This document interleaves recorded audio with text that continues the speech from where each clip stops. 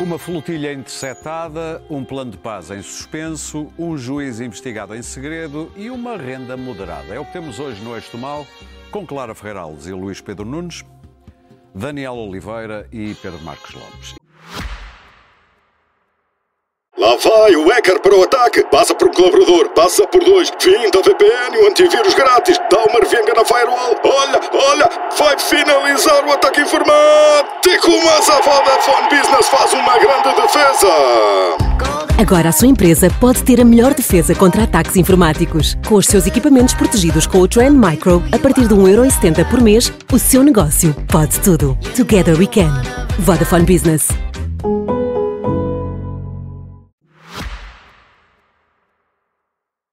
E começamos já pela flotilha humanitária que estava a caminho de Gaza e que teve o destino esperado, foi interceptada pela Marinha Israelita e os 4 portugueses, incluindo Mariana Mortágua, estarão agora num porto à espera de deportação no feriado Yom Kippur. Isto enquanto o mundo espera a resposta do Hamas ao plano de paz proposto por Trump. Tem o apoio dos países árabes e até da Turquia. Pedro Marcos Lopes, começas pela flotilha ou pelo plano de paz de Trump? De Trump com recheio Tony Blair, diga-se. Sim. Eu lamento, mas eu não consigo levar a sério, não consigo mesmo levar a sério qualquer plano de paz que se tenta assinar e que se tenta promover quando se está a passar Agora parece que não se pode chamar de genocídio, eu também não sei se é genocídio, também me interessa pouco a palavra, um assassinato em massa, uma mortandade terrível, e acho muito difícil estar a analisar um plano de paz quando isto tudo continua.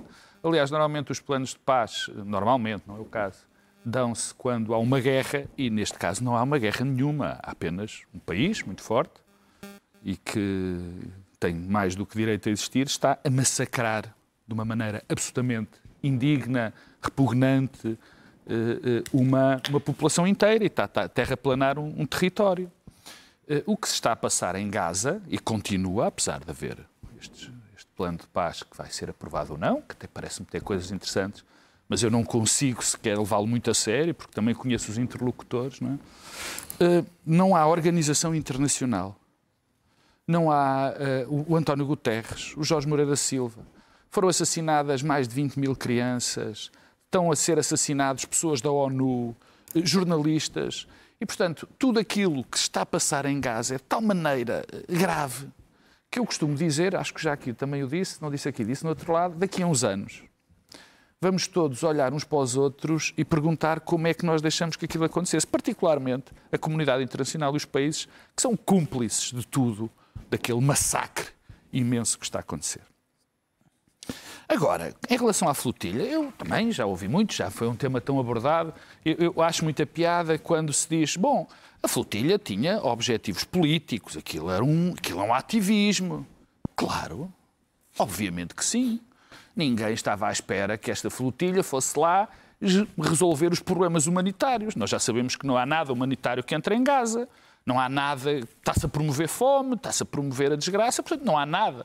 O que lá foi, o que aqueles senhores e senhoras foram lá fazer foi exatamente chamar a atenção e promover mais para que nós possamos dar atenção ao que está lá a passar. Repara uma coisa, não há nada praticamente, em termos ideológicos, que me aproxime da Mariana Mortágua. Há um mundo de diferenças entre mim e ela.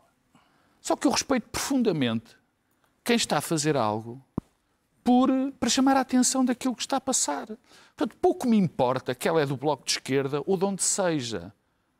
Eu, por exemplo, acho que o Miguel Duarte tem um longo currículo de ativismo e de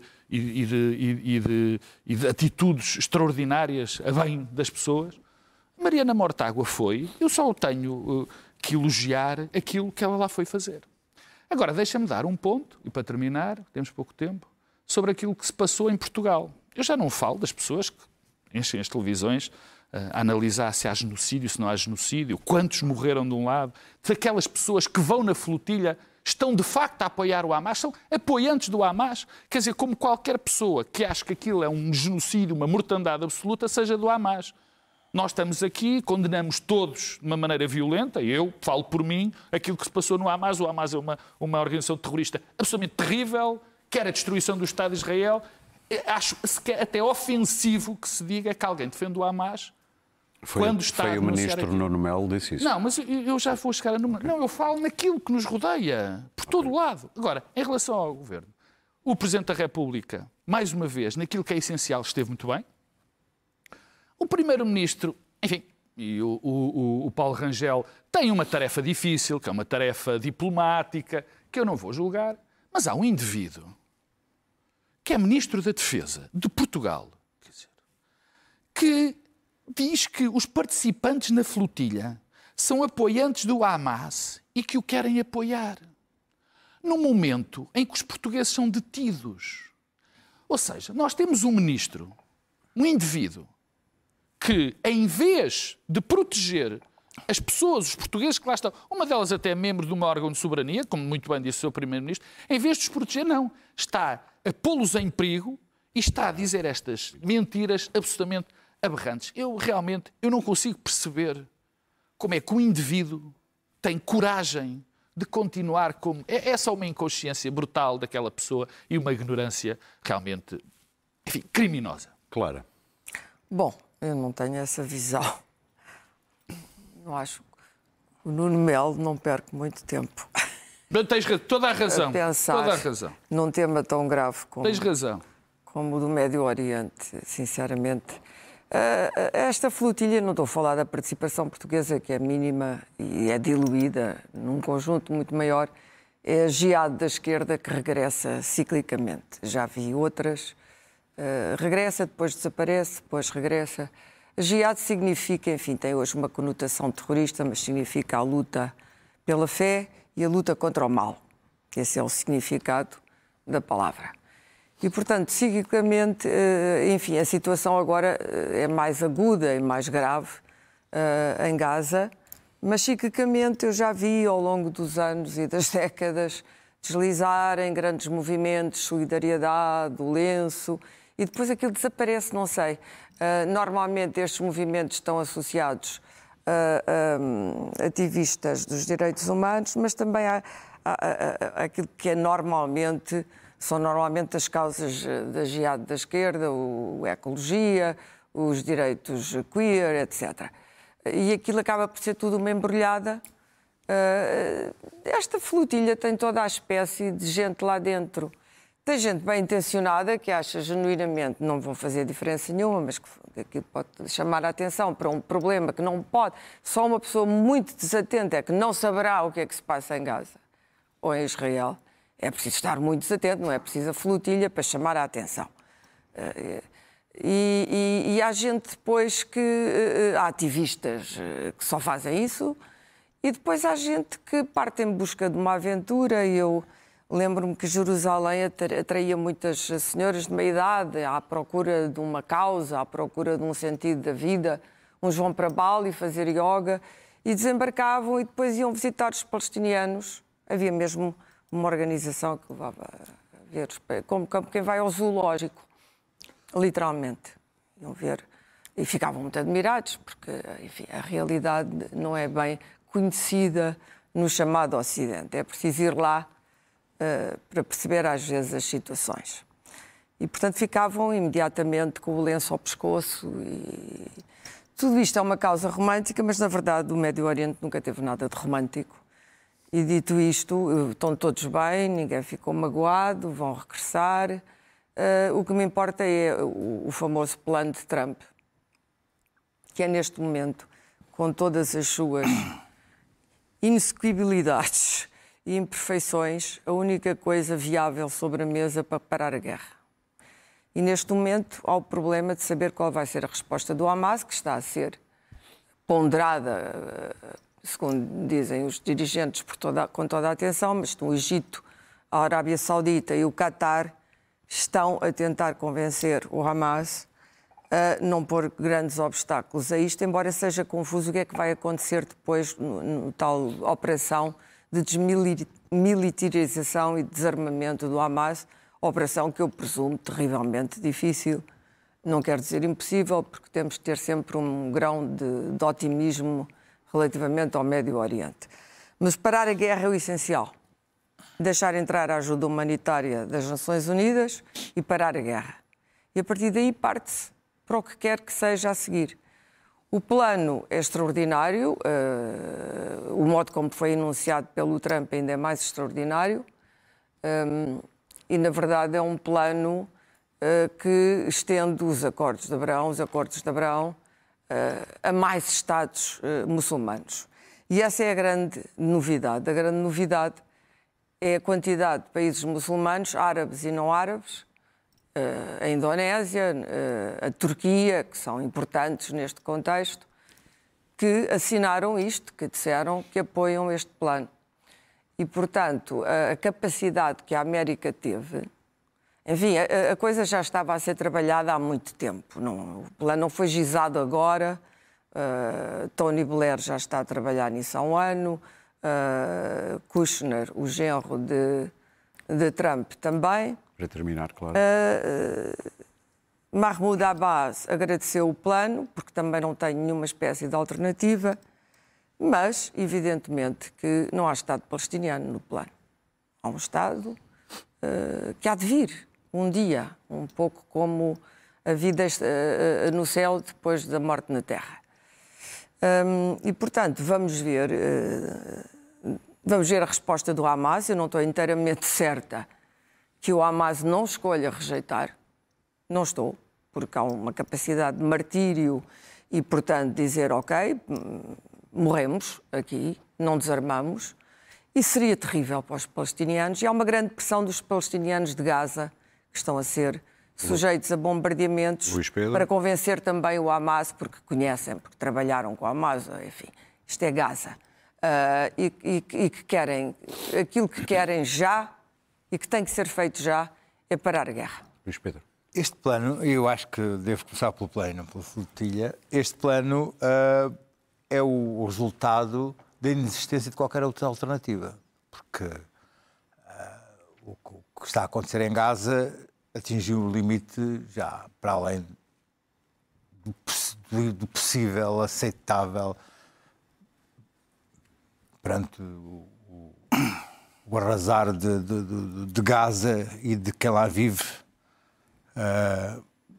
Perante a inexistência de qualquer alternativa, este plano de repente parece aceitável. Mas o que acontece é que, espremido o plano, não há Estado palestiniano. O que há é a promessa de uma vida agradável para os palestinianos, uma vida boa e agradável em bons empreendimentos, que é uma coisa sempre que está... Trump Towers, e a inexistência de um Estado. Portanto, os palestinianos, perante este plano, terão que prescindir do Estado e aceitar uma hipotética vida agradável. Não se sabe muito bem, mas... E o Hamas, para aceitar este plano, terá que aceitar a sua extinção. Vistas as coisas, eu acho que... há o otimismo, não sei se é assim tão grande, porque, de facto, efetivamente, o Hamas tem que assinar, nós capitulamos e deixamos de existir. E, portanto, isto é a derrota completa do Hamas. E não sei se isto é um plano que o Hamas esteja disposto a assinar. Em relação à flotilha, a flotilha tinha 400 pessoas. Entre as 400 pessoas, eu acho que há, efetivamente, de tudo, entre pessoas humanistas, entre pessoas que não são agora, toda a gente que não são cínicos acomodados, que é o que agora todos os outros são, entre ativistas políticos, que são pessoas que têm uma missão na vida, e muito bem, entre humanistas, entre ONGs, entre pessoas que dedicam a sua vida à própria Palestina, de toda a gente. Agora, a flotilha ou tinha como objetivo chegar a Gaza, o que era impossível, ou tinha como objetivo ser impedido de chegar a Gaza, que era efetivamente o objetivo. A flotilha não chegou a Gaza, foi impedida de chegar a Gaza, e os ativistas foram detidos, que era efetivamente o que se estava à espera que aconteceu. Ou seja, a flotilha tornou-se o tema. Ser detidos e colocar Israel numa situação difícil que não é possível, porque Israel não se coloca a si próprio nunca numa situação difícil neste momento. Está-se perfeitamente marinado. Portanto, a flotilha não foi lá para alertar para Gaza, mas para ser notícia. A flotilha foi parada. Quem diz isto parece que é má pessoa, ou que não liga ao conflito de Gaza. É evidente que o facto de estar lá a Mariana Mortágua e de existir outra figura que se chama Ventura cria um ruído acerca disto ao qual eu vou ignorar. Mas é isto. De resto, as novas tecnologias e o facto de poder haver lives transforma isto tudo em uma situação muito mais emocionante. Mas a flotilha foi até às águas de Israel internacionais, aliás, acho que não chegou sequer às águas de Israel. A águas de Israel nunca passaria pelas águas de Israel. Para ser interceptada e os seus ocupantes para serem detidos e para disso contarem... Porque as águas em frente a Gaza não são águas territoriais de Israel, muito menos para os governos que acabaram de reconhecer o Estado da Palestina. E a reação do Ministro dos Negócios Estrangeiros de Espanha foi chamar o embaixador de Israel. A reação do Ministro dos Negócios Estrangeiros português foi elogiar o cuidado e o profissionalismo com que Israel violou a lei. Eu de Nuno Melo não falo, é Ministro da Defesa, o Ministro da Defesa é Nuno Melo. Se Nuno Melo não dissesse o que disse não era Nuno Melo, a coisa extraordinária é que seja Ministro da Defesa. A função política desta operação não é diferente da que se fez, por exemplo, quando foi o Lusitânia Express que levou Ramalhianos a Timor-Leste. É evidentemente uma função política. E neste caso era confrontar os Estados dos países, das pessoas que foram naquela missão, com o bloqueio ilegal. E ver como é que, perante as opiniões públicas nacionais, esses Estados reagiam perante uma violação do direito internacional, já com cidadãos, neste caso portugueses, e de vários países. E estas pessoas foram muitíssimo corajosas, porque isto tinha bastante risco. Aliás, há histórias anteriores com bastante risco. Eu conheço duas das pessoas, mas a Mariana Mortágua e o Miguel Duarte. O Miguel Duarte, por exemplo, posso dizer que será tudo menos um romântico. É uma pessoa, aliás, com experiência de operações de bastante risco, porque andou a salvar vários refugiados no mar Mediterrâneo. Já foi processado em Itália, é uma pessoa com bastante experiência nestas matérias. Quanto ao plano. O plano, para resumir rapidamente, é um prémio ao genocídio. Israel mantém-se indefinidamente, do ponto de vista... A presença militar de Israel mantém-se indefinidamente no território. Não há qualquer constrangimento para Israel cumprir qualquer tipo de dever. Isto não é um acordo, não há lado de Israel. Não há nada calendarizado que Israel tenha que cumprir. Os Estados Unidos ficam responsáveis pela governação e reconstrução. Aliás, quem veja o acordo, tudo aquilo é apresentado como modelo de negócio, não fosse Donald Trump a tratar do assunto. E está lá, na prática, aquilo que há pouco tempo tanto nos chocava, que é a Riviera do Médio Oriente. Está ali. Aquilo que parecia chocante, de repente parece um acordo aceitável. Se o Hamas aceitar, e provavelmente até pode aceitar por haver a amnistia, e não vejo por que não. Isto está completamente fragilizado. Se Benjamin Netanyahu não vai ser julgado, também porque o regressado a julgar as pessoas do Hamas. Mas achas que os israelitas não vão atrás deles? Sim, provavelmente. Eles têm a sua forma mais eficaz de fazer os julgamentos. Portanto, se o Hamas aceitar, Benjamin Netanyahu ganha. A Palestina perde qualquer soberania sobre Gaza. Israel mantém a sua presença militar sem qualquer resistência. Isto é melhor do que a ocupação. Isto é melhor do que a vitória militar. Exato. O preço para o fim da carnificina, porque é exatamente por isso que é possível apresentar isto, é ou isto ou morrem todos. Por isso é que se mantém os ataques. Exatamente. Violentíssimos. Palestina abdicar do seu Estado.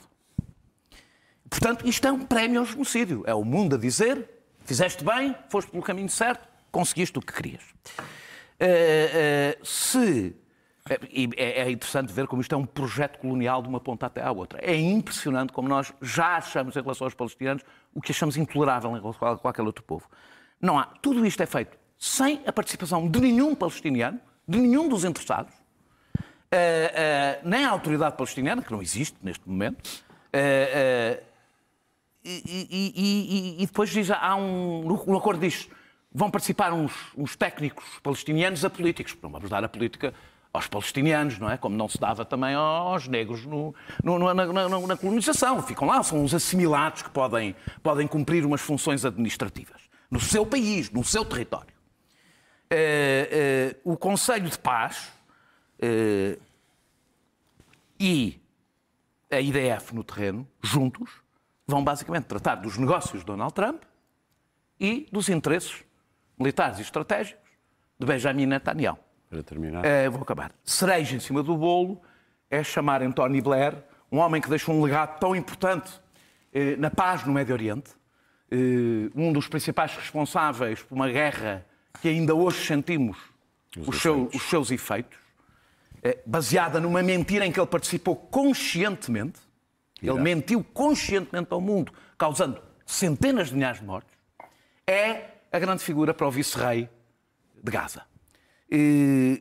Portanto, isto é, se aceitar, acabo com dizer, se o Hamas recusar, o discurso está a ser feito, porque Benjamin Netanyahu também ganha.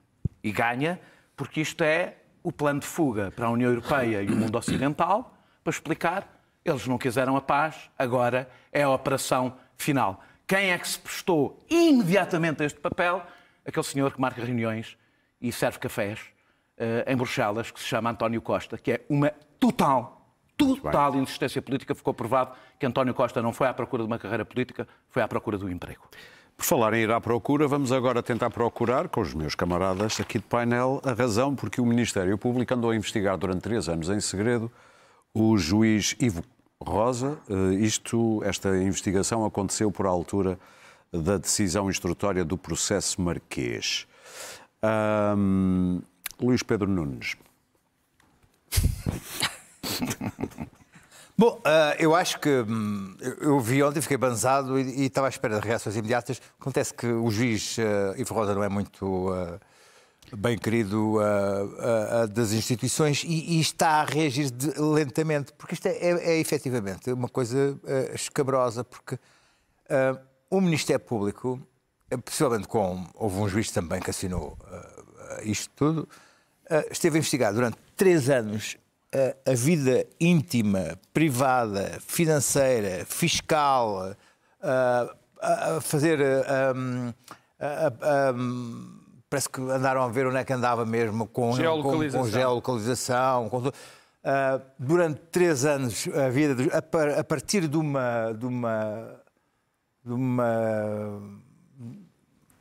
anónima, de uma queixa anónima que dizia umas coisas assim que não tinham sentido nenhum, tipo pagou o carro pronto na altura só quando o carro tinha 6 anos, bastava verem isso para ver que não era verdade, coisas desse género. E durante 3 anos vasculharam, investigaram a vida do juiz, o que quer dizer que e fecharam a investigação a dizer que não havia absolutamente nada, portanto, continuar a investigação era estar a perder tempo, e o objetivo era mandar destruir a investigação para que não se soubesse que a investigação já devia estar há um ano. Já devia estar há um ano destruída, para que não soubesse, nem sequer o visado, que a investigação tinha existido.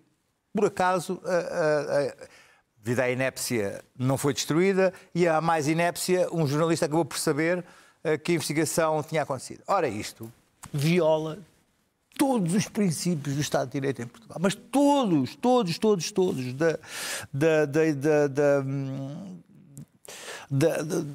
da separação de poderes, da irresponsabilidade dos juízes, que quer dizer que os juízes não podem ser responsabilizados pelas decisões, do Ministério Público, que isto é nitidamente uma vingança e uma pressão do Ministério Público perante um juiz com que nunca simpatizou e vice-versa. Quer dizer, há aqui um escândalo, há aqui uma podridão nisto tudo, que eu quero ver como é que, pelo menos, os juízes, o Presidente da República, a ministra, se tomam alguma posição em relação a isto, porque isto não é aceitável num Estado democrático de direito. Isto é, pura e simplesmente, impossível de acontecer sem consequências para quem o fez. Muito bem. Daniel. Bem, a coisa que mais me espanta é isto não ter sido um escândalo já. Não está a ser incrível. Um assunto político e não só. O Ministério Público, através de uma denúncia anónima, não sei quem pôs, não sei se calhar até foi um procurador que achou que era interessante fazer uma denúncia anónima para si próprio. Porque não? Pode ser ter sido qualquer pessoa, não faço ideia de quem foi, é anónima. Porque ler a denúncia anónima é um post de Facebook, basicamente. Aquilo é um post de Facebook. Sem qualquer substância, de um troll, feito por um troll. Sem qualquer substância, sem qualquer base que se consiga compreender, que não seja um desabafo de alguém que mandou. Eu recebo e-mails daqueles, muitas vezes, sobre várias pessoas. E nem os leio. Imaginem o Ministério Público. Há 3 anos. E a minha pergunta é, porque é que isto levou a uma investigação, por exemplo, à abertura do inquérito, porque a CPI não viva, não? Porquê? Qual é o critério do Ministério Público que leva a que isto, sem nenhuma substância, sem nada... E são sempre denúncias anónimas. Uma denúncia anónima, seja um inquérito, e a CPI não viva, não. É uma pergunta que deixo. Porque nem todas as denúncias anónimas têm que seguir o inquérito, como é evidente. Se eu disser que tu és cabeludo e isso queimou não sei o quê... Isso há provas que não Lá sou. está, mas é por isto dá 3 anos, não é? Andaram atrás do juiz para saber com quem falou, onde foi...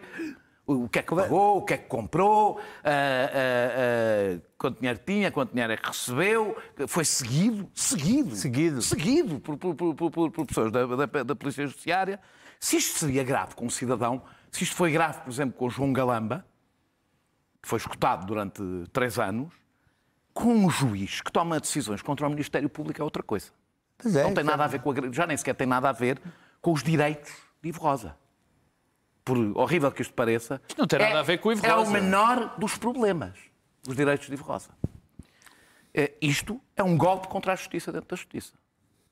Ou a tentativa.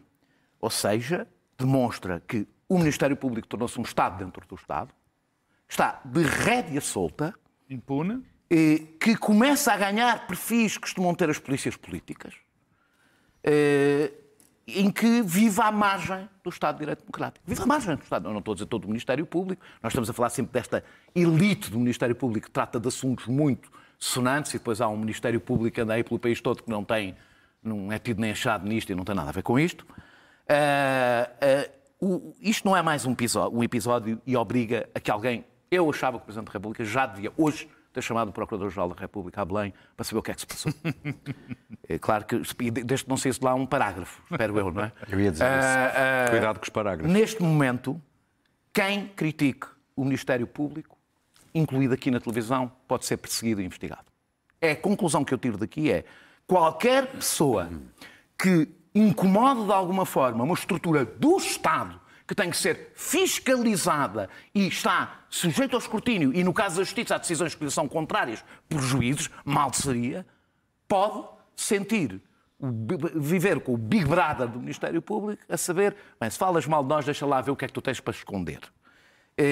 E, portanto, eu não quero, numa democracia, não é aceitável alguém ter medo de tomar decisões, um juiz ter medo de tomar decisões contra o Ministério Público, ter medo, é disto que eu estou a falar, e alguém ter medo de criticar o Ministério Público. E se alguém, com razão para isso, o sente, então tem que haver uma intervenção da pessoa que foi eleita para garantir o regular funcionamento das instituições. Clara.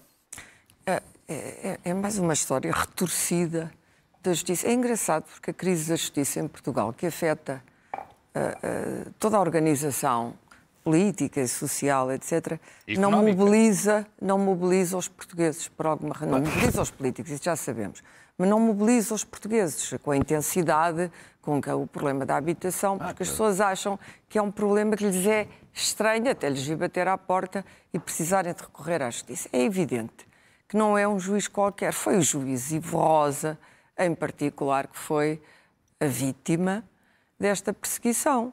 É evidente que nós sabemos porque é que foi o juiz Ivo Rosa que foi investigado durante 3 anos. Agora, o que é bizarro, um juiz pode e deve ser investigado se há fortes suspeitas de crime. Com certeza, não é? Como é evidente. Olha o juiz Rangel. Não venham cá com a separação. Claro que sim, e corrupção, e há juízes corruptos. Claro, isso é detido, isso é como preso. há procuradores do Ministério Público isso não. decentes e honestos Já e certos. houve um Agora, em particular, uma denúncia anónima, o abuso que neste momento se faz de iniciar diligências processuais e de investigação a partir de uma denúncia anónima e prosseguir, neste caso, durante 3 anos é imenso tempo. Já houve o caso de Galamba, que foram 6 anos, acho eu, que é uma loucura, ou 4 ou 6 anos, já não me lembro. Bom, mas é um prazo extraordinário. Isso é que é absolutamente inaceitável. 3 anos à procura de um crime que não foi descoberto. Mais complexo ainda e grave é o facto de que o processo ia ser destruído. Destruído porquê? Os processos, em princípio, são arquivados, não é? Porquê é que são destruídos? Isso é nos serviços secretos. É que se destroem, que eu saiba, isto não mete secretas, acho eu, não sei. Não, tinha que ser destruído porque tinha informações da vida particular e o que Bom, ele diz pois, é que tem exato. Que ser... Mas não foi, percebes? Mas não foi. Tinha que ser, mas não foi destruído. Mas sabes quando é que vai ser? Não foi destruído. Quando agora o juiz Ivo Rosa pedir o Vou dizer processo. agora uma coisa que tu não vais gostar. O problema em Portugal é que estas coisas acontecem, são coisas de uma enormíssima gravidade e ninguém liga nenhuma. É verdade?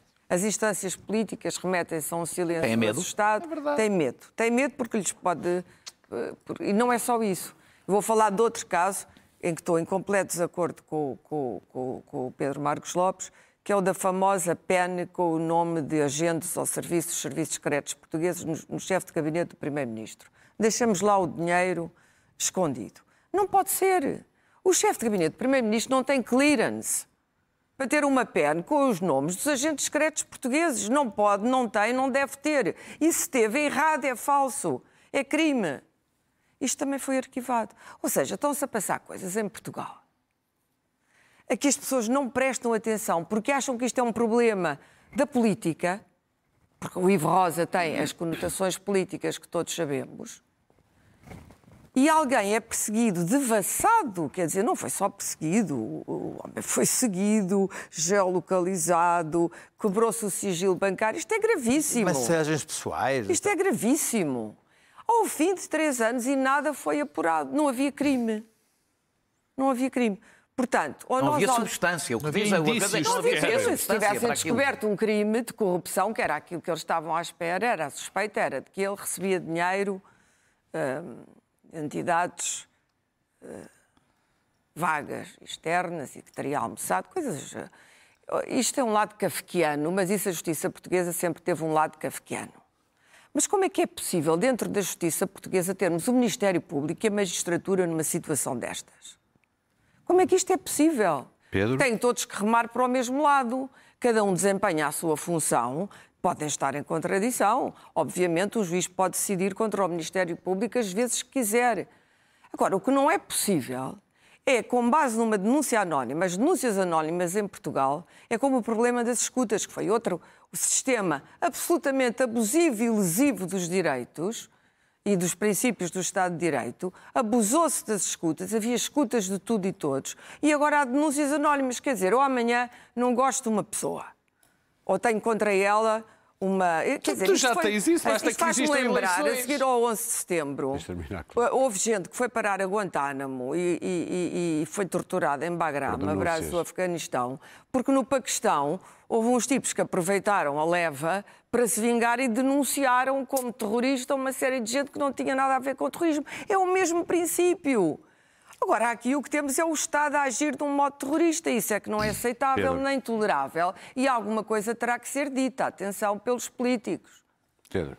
Eu não tenho outra maneira de olhar para este processo do que dizer que a PIDE está viva. Isto é um comportamento típico da PIDE. E eu vou explicar. Bem, em primeiro lugar, antes disso, deixa-me dizer uma coisa. E contra mim falo, contra mim não, mas contra muita gente fala. Contra os outros. Contra os outros. Não, não é contra os outros, já vais ver. Em qualquer país decente onde houvesse alguma consideração pelo Estado de Direito, pela separação dos poderes e sobretudo pelo regular funcionamento das instituições, as televisões, as rádios e os jornais tinham passado 24 horas a falar disso e iriam falar nas próximas semanas. Porque este não é mais um caso. Este não é mais um caso daquelas vergonhas que nós temos assistido na Justiça, que eu abstenho-me de elencar, porque já aqui o fiz muitas vezes. Não é mais um caso. Esta investigação, que foi promovida pelo Ministério Público durante o caso Marquês, não sabemos se foi durante, se foi antes, se foi depois da decisão do Ivo Rosa. Isto é uma investigação que não só envolve o Ministério Público, mas há que se dizê-lo. É PJ. Não é só a PJ. Um juiz permitiu isto. Porque é preciso um juiz... Um juiz permitiu isto. E este, repito, não é um caso só como os outros, tem conotações muitíssimo mais graves. E porquê é que tem conotações muito mais graves? Porque o que aqui está em causa é a intimidação de um juiz. Não é só o Ivo Rosa. O Ivo Rosa é evidente que tem sido intimidado, ameaçado, perseguido de todas as maneiras possíveis e imaginárias pelo Ministério Público. Bom, mas ele não foi intimidado, ele não sabia. Foi. Não, mas já ele não sabia. Sim, mas isto era uma maneira. Mas já foi outras 2 vezes. É porque o juiz Ivo Rosa já teve 2 inquéritos pelo Conselho Superior de Magistratura, um sobre o problema das golas e outro sobre o problema da Isabel dos Santos. Portanto, isto tem sido constante. Mas, por muito que custa ao juiz Ivo Rosa, isto tem pouco a ver com ele e tem muito mais a ver com o sistema, porque isto é uma maneira de intimidar, ameaçar. E o facto de saber isto tem um resultado absolutamente terrível. É que os juízes agora já estavam condicionadíssimos pelo Tribunal da Opinião Pública. Quer dizer, há casos que nós todos conhecemos que se os juízes não condenam as pessoas que já foram julgadas na praça pública, vão ser chamados de corruptos e bandidos. Os juízes já têm este fator intimidatório e condicionante. Mas sempre existiu, não é?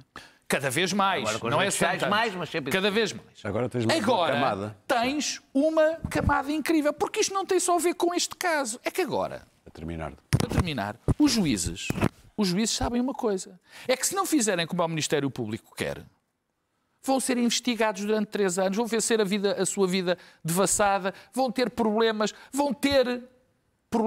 nas suas progressões, vão ser sempre ameaçados. Achas que foi o próprio Ministério Público não faço que ideia. quis que a gente soubesse disto? Não faço ideia. Acho que não, porque isto é uma vergonha tal. Agora, eu quero saber o que é que anda a fazer o Procurador-Geral da República. Eu não percebo, Aurélio, eu não percebo como é que não há um batalhão de jornalistas à frente da Procuradoria-Geral da República a perguntar: Sr. Procurador, então o que é que se passa? Anda a fazer avergações O que é preventivas, dá isto? imenso trabalho. O que é isto? E depois, não, chega, dá-me só um segundo, eu juro que falo menos para o outro. Falas menos, Depois, quando a cobardia... vai haver tempo. Quando é que o Presidente da República fala sobre isto? Quando é que os candidatos falam sobre isto? E os partidos? Alguém ouviu o Partido Socialista ou o Partido Social Democrata a falar disto? Isso diz muito dos nossos Quer políticos dizer, não diz também. tudo. Diz isto da cobardia geral que existe neste país. Que a Justiça, o Ministério Público vai tomar conta disto tudo. Diz muito dos nossos partidos, diz muito do poder do Ministério Público. É isso. Muito bem, eu peço-vos 2 minutos para este tema... Ninguém gosta de ser acordado Pois, não, como foi o Rui Rio. Quer dizer.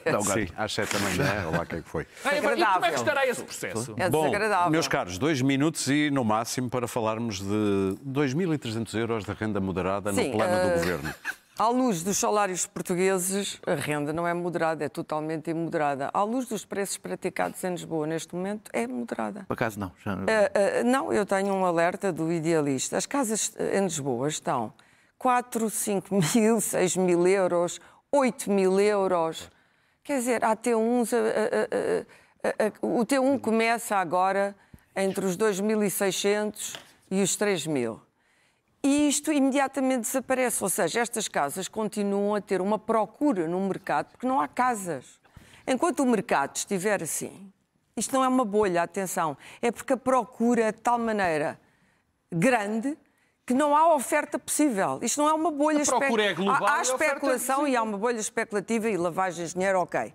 Mas isso é apenas o que faz parte da procura. Só que a procura não é só portuguesa, A partir do momento em que nós decidimos abrir este mercado a fundos imobiliários, a estrangeiros, a nómadas digitais, etc., é evidente e vendemos o país como um lugar mágico para onde as pessoas estrangeiras deviam vir viver, e esquecemos de uma coisa muito simples.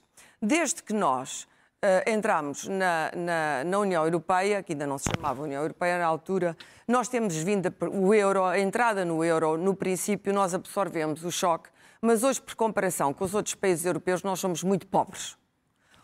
A nossa convergência não foi ao ponto dos nossos salários estarem hoje a um nível mínimo de um salário em Espanha, um salário em Itália, um salário em França. Os salários portugueses são anormalmente baixos dentro da União Europeia. Só comparáveis aos de leste, mas o leste, e mesmo assim já não sei se comparáveis. O leste entrou muito depois de nós. Nós fazemos parte do grupo inicial. E, portanto, aquilo que aconteceu é que nós fomos ficando para trás. Alguém deveria ter pensado que a partir do momento em que abrimos a porta e dissemos venham todos, e vieram, e nós precisamos desse dinheiro para a nossa economia, isto tinha que acontecer. Explodiu. Pedro. É rápido. Esta proposta de lei é o cúmulo da ignorância e da incompetência e das pessoas que vivem numa bolha. Alguém achar que uma renda de 2.300 euros vai até 2.300 euros, ou tendo subsídio, quer dizer, o que aqui está em causa é que até 2.300 euros há um grande benefício fiscal se o senhorio a tiver nesse limite. Sim. Ora, o que acontece é que não há quase rendas de 2.300 euros e, sobretudo, não há ninguém da classe média que possa pagar uma renda de 2.300 euros. Quer dizer, portanto, isto é lunático. Mas o pior não é a ignorância que está aqui. Por exemplo, a cidade, ou a vila, o concelho, que tem a renda mediana mais alta em Portugal é Cascais. São 1.400 euros. Para que tu veres.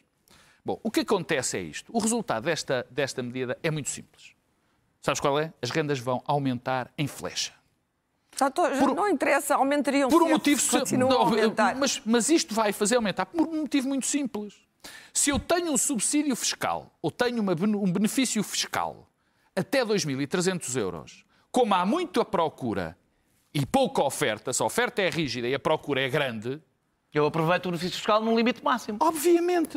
Quem tem 1.500 euros de renda diz, bom, eu vou correr com este gajo o mais depressa possível, ou vou-lhe dizer, olha, até 2.300 euros está ótimo, se não, boa tarde. E vai haver quem entre. Portanto, isto é o cúmulo da bolha. Mas, Pedro, de qualquer das maneiras, se a pessoa depois o contrato terminasse, ia sempre aumentar a renda. Mas não há hipótese. Não, e aqui é que vai mesmo, mas aqui vai mesmo. Quem pagar olha que o Daniel fica sem tempo. Não fica a pagar 2.200. Claro que não. Daniel. O maior problema nem são os patamares imorais para estes apoios fiscais, em que são... É bom dizer que isto é pago por contribuintes.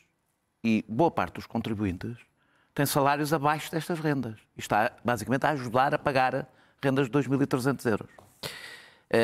Isto diz só da bolha que já tinha sido visível no IRS jovem, em que vive este governo. Claro que pessoas que ganham 5.000 e tal euros, agregados familiares que ganham 5.000 e tal euros, pegando nas contas do ministro, quase 6.000, não são ricos, mas são, para quem não saiba, 2% da população portuguesa. Sim.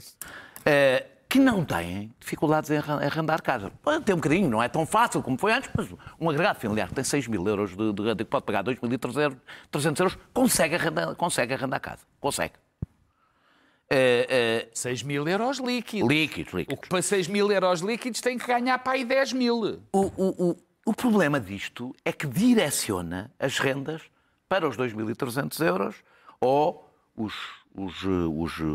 promotores para casas até 640, quase 650 mil euros. E porquê? Porque como há uma pressão do mercado, aliás, como o Pedro explicou, vão aproveitar o máximo em que conseguem o benefício fiscal e o apoio. Isto corresponde, o que o Governo decidiu foi acabar com as rendas acessíveis. Era assim que a notícia devia ser. O Governo acaba, na prática acabou com, existia uma coisa chamada rendas acessíveis, que desaparece com isto. Amsterdão, para que as pessoas percebam, que tem salários um bocadinho mais altos que nós, o teto para este benefício fiscal é 1.184 euros. 1.184 euros. Amsterdão também tem problemas graves neste momento de habitação. É cerca de metade do nosso renda moderada. Metade da nossa renda moderada, e não preciso dizer quantas vezes é que é o salário de alguém que vive em Amsterdão em relação a Portugal. Pegando num exemplo, a Câmara Municipal do Porto tem 124 casas, através de um projeto com apoio a privados, portanto não são da Câmara, são apoio a privados, benefícios, 124 casas na Campanhã, que estão entre os... Em Campanhã, nem sei o que é que passou pela cabeça. Em Campanhã. Entre 525 euros e 950 euros de renda. O que é que acham se estes promotores tivessem o benefício do Governo e não o da Câmara? Acham que a renda seria entre 525 e 950 euros? Não, ia ser 2.300 euros. Portanto, o Governo, aliás, já temos um impacto. O Governo vai pôr 14 imóveis no mercado, a rendas moderadas. Estes 14 imóveis, pela localização que vão ter, evidentemente, como são as rendas moderadas e não as rendas acessíveis que existia, que o Governo poderia impor antes, vão estar todos a 2.300 euros, como é evidente. Como disse Helena Roseta, e muito bem, o Governo, estas políticas do Governo, estão a empurrar as rendas. Todas desde que o Governo tomou posse. Portugal, o preço das rendas aumentou 3 vezes mais nos últimos 2 anos. 3 vezes mais do que a média europeia. Porquê? Porque o Governo continua a aplicar permanentemente a mesma receita, que tem permanentemente o mesmo resultado. Luís Pedro? Bom, isto é um verdadeiro tiro no pé do Governo, porque o pacote de habitação, isto integra um pacote de habitação que no geral o mercado, as pessoas que estão dentro deste setor disseram que eram medidas interessantes. Contudo, esta questão da renda moderada é nitidamente um erro de branding. Mas olha que não há um pormenor no pacote. Não é? Olha, deixa-me falar do pacote. Estou a dizer só que não há um pormenor. Deixa-me falar do erro do pacote. E então, porque isto devia não se chamar, existindo uma coisa chamada rendas acessíveis, que são 1.000 e qualquer coisa. Não é? São 1.000 e pouco. Não tenho aqui o número. Só que já são altas. Um burro idiota mentecapto é que vai chamar rendas moderadas a 2.300 euros num país chamado Portugal. E espera que isto... Salário médio é 1.200 euros. E vai dizer assim, e isto é apresentado, porque isto é suposto ser uma coisa boa. Não será um erro, não será um erro de brandy? O que é que eu acabei de dizer? Que não é de brandy, é de brandy. De brandy. Não é de brandy. Alguém bebeu. Vejamos, isto é, 2.300 euros é o teto máximo do benefício. Portanto, chamar-lhe-iam 2.300 benefício jackpot máximo total IPI, urrá. Agora, porque 2.300 é o máximo que se pode ter dentro do benefício. Quer dizer que vai todo para o máximo. Há muita procura. É uma possibilidade, mas dir-se-ia que é em breve será uma renda acessível. É o teto, é o máximo a que se pode chegar, é o limite não moderado. Uma coisa é o limite máximo, outra coisa é o moderado. Em termos semânticos, eu acho que há aqui uma perspectiva diferente. Uma coisa é ser moderado, outra coisa é ser o limite máximo. E, portanto, a partir daqui, olha-se para o ministro que anda-se a multiplicar em entrevistas em que ele tenta explicar que, de facto, aquilo é o máximo que pode ir. O que é que acontece? Ele não acredita que isto tenha o efeito de pôr as rendas de 1.900 a 2.300. É uma fé. Mas acredita numa outra possibilidade, é que as rendas de 2.600 euros, os senhorios ganham mais se baixarem para 2.300. São imensas. Ora, está uma preocupação imensa que as rendas de 2.600 baixem para 2.300. Porque o senhorio fica a ganhar mais se for... Claro. Nós sabemos que há imensas rendas de 2.600. Então é nas tintas para as rendas de 2.600 euros. Mas agora, vê bem como é que a coisa foi mal vendida. Claro. Vê bem como é que a coisa foi mal vendida. Mas é que se fosse vendida assim também era porque ele podia estar a dizer que havia capacidade de baixar rendas. E a malta ficava com enorme alívio. Ufa, vou deixar de pagar 2.600 euros. Está tudo dito pelo hoje de hoje. Voltamos na próxima semana. Queres falar mais alto que eu? Olha que é difícil. Voltamos na próxima quinta. segunda-feira. ricos. Sempre disponíveis em podcast e na app da SIC Notícias. Ufa!